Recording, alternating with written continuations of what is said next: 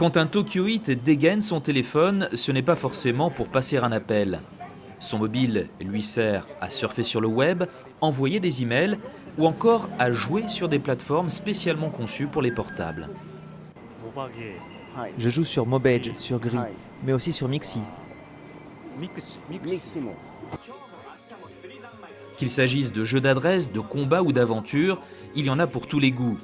Au Japon, jouer sur le petit écran de son téléphone est un véritable passe-temps national.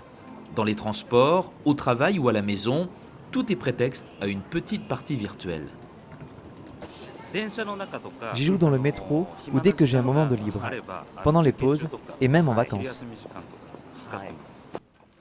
Propriété du groupe DeNA, Mobagetown est aujourd'hui leader sur le marché nippon des jeux pour mobile, avec plus de 20 millions d'utilisateurs. En un an, DeNA a doublé son chiffre d'affaires qui flirte désormais avec le milliard d'euros. Et pourtant, ces jeux sont gratuits, du moins en apparence. Nous tirons principalement nos revenus de la vente d'objets virtuels, comme les engrais utilisés dans les jeux où l'on s'occupe d'une ferme. Mais il peut s'agir aussi d'armes ou de pièges destinés aux jeux de guerre. Prochaine étape pour Mobage, conquérir le marché des jeux sur réseaux sociaux, à l'image de Farmville, conçu par l'américain Zynga et très populaire sur Facebook. Mais pas question pour autant de copier le fameux site communautaire.